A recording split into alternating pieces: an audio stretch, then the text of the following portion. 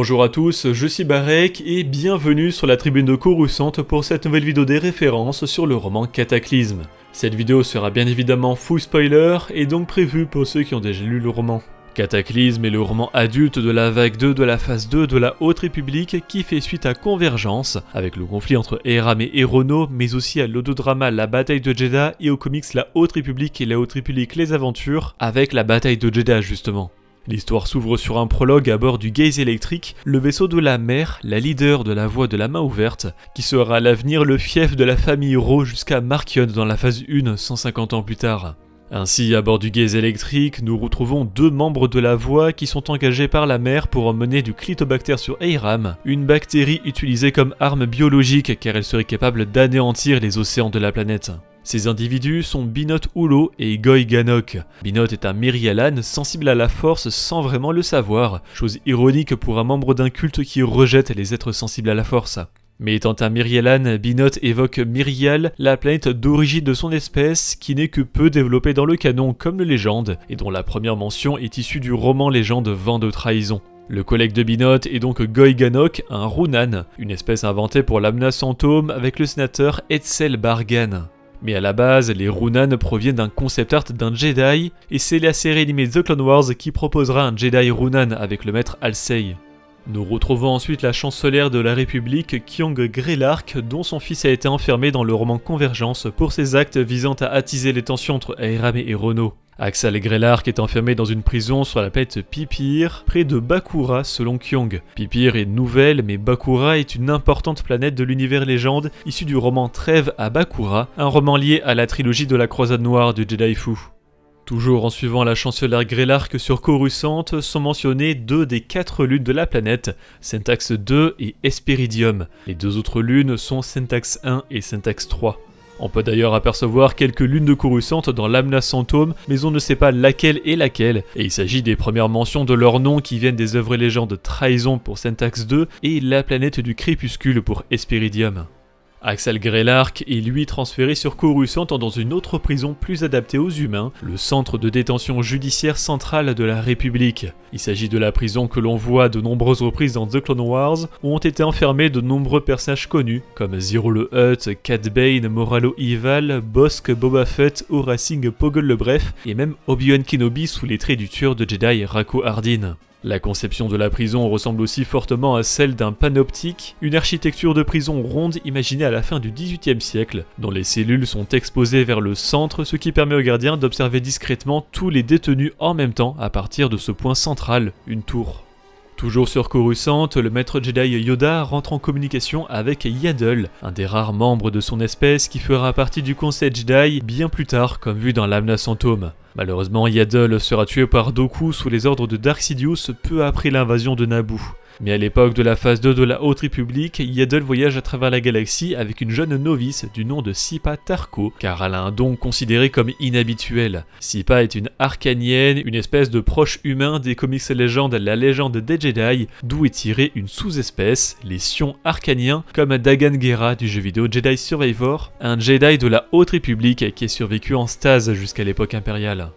Lorsque la Jedi Gela Natai a fait enfermer Axel Greylark dans le roman Convergence, elle n'a pas réussi à connaître les véritables raisons de l'agissement du fils de la chancelière, et c'est dans le but d'éclaircir ses suspicions qu'elle décide de lui rendre visite à plusieurs reprises sur Pipir. Mais à cause d'un mal qui règne sur la planète pour les humains, Axel doit être transféré, et c'est Gela qui s'en occupe accompagné d'un autre Jedi, Orin Darga. Mais en partant de Pipir, leur vaisseau est attaqué par ce qui semble être des pirates avant de réaliser qu'il s'agit de membres de la voie de la main ouverte venus libérer Axel. Un des assaillants est armé d'un fouet d'énergie zigérien, aussi appelé plus généralement fouet laser. Mais la mention de zigérien fait référence à l'espèce connue pour avoir eu un immense empire esclavagiste avant l'Ancienne République. À l'époque de la guerre des clones, on découvre dans The Clone Wars que l'esclavage existe toujours sur Zygerria, mais à bien plus petite échelle, et ce trafic existe donc probablement depuis la Haute République au moins.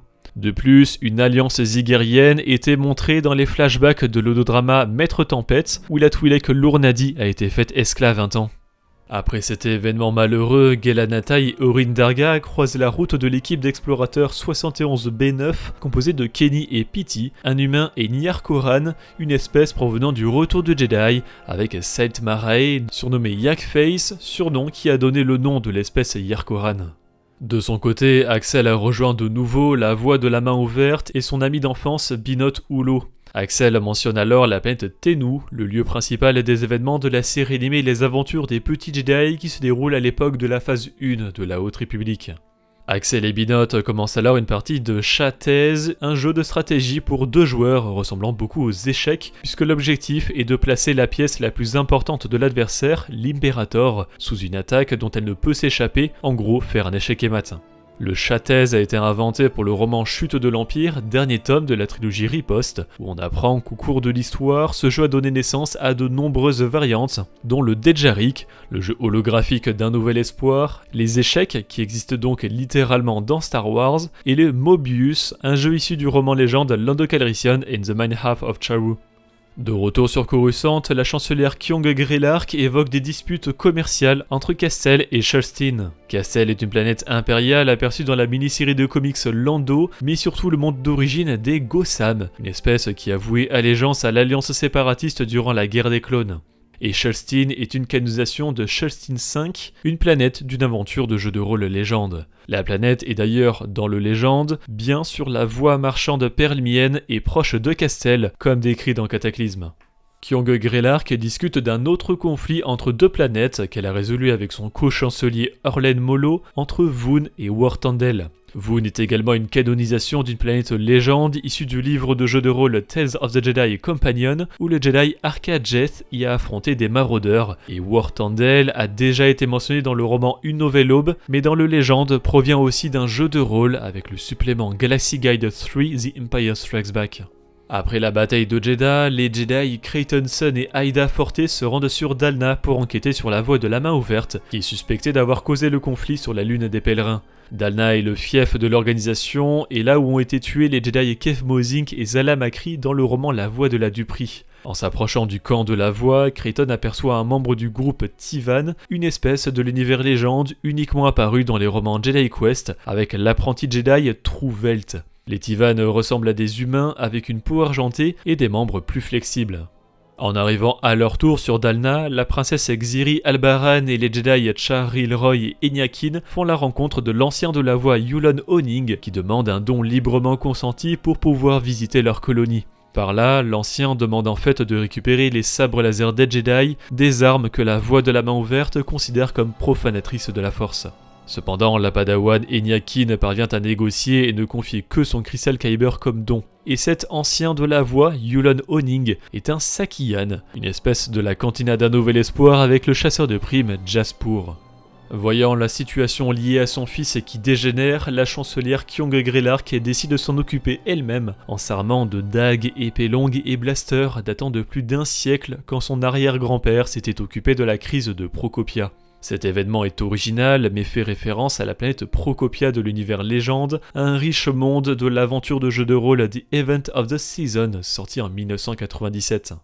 Les Jedi vont ensuite se faire attaquer par la Voie de la Main Ouverte, devenue la Voie du Poing Fermé, qui a envoyé ses sans-noms et ses droïdes dans un événement désormais connu sous le nom de Nuit du Chagrin. Durant cette bataille, un autre ancien de la Voie fait un caméo, il s'agit de Barbatash, que l'on avait rapidement aperçu durant la bataille de Jedha dans la série de comics jeunesse La Haute République, les aventures de la phase 2. Mais Barbatash était même apparu à l'origine dans le roman jeunesse La Tour des Trompes-la-Mort de la phase 1 de la Haute République. En effet, Barbatash a fait partie des survivants de la Voie de la Main Ouverte après les événements de la phase 2, qui se sont réfugiés sur la planète Tribant 4 qui subira les effets d'une émergence, rendant la planète inhospitalière. Les émergences ont été causées par l'explosion d'un vaisseau en plein hyperespace, dispersant ses débris à une vitesse proche de celle de la lumière et anéantissant des mondes entiers. Même après l'émergence qui a touché Tribant 4, Barbatash a décidé de rester sur la planète comme on le voit dans la Tour des Trompes-la-Mort.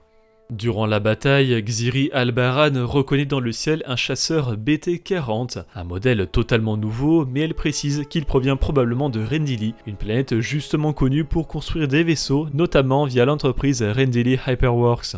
La planète provient des comics Legends République, mais dans cet univers, Randy Lee Hyperworks est connu pour avoir fabriqué les croiseurs de classe Hammerhead de l'ancienne République, mais aussi les chasseurs Ouragan BT-7 que l'on retrouve dans le jeu vidéo The Old Republic. Ce modèle n'existe pas dans l'univers canon, mais la Haute République se déroulant bien après l'ancienne République, on peut imaginer que le BT-40 de Cataclysme est un descendant du BT-7 de The Old Republic. En complément de cette vidéo, je vous invite à voir ou revoir la rediffusion de notre critique que nous avons faite en live sur Twitch et disponible sur notre chaîne YouTube secondaire. Merci d'avoir regardé cette vidéo, j'espère qu'elle vous a plu. Si c'est le cas, n'hésitez pas à laisser un like, à la partager et à vous abonner en activant les notifications si vous ne voulez pas rater les prochaines vidéos de la Tribune de Coruscant. Pour être au courant de l'actualité Star Wars au quotidien, suivez-nous sur Facebook, Instagram et X. Et tous les dimanches, nous briefons de l'actualité sur Twitch lors de notre émission là-bas dans les étoiles. A bientôt et que la force soit avec vous.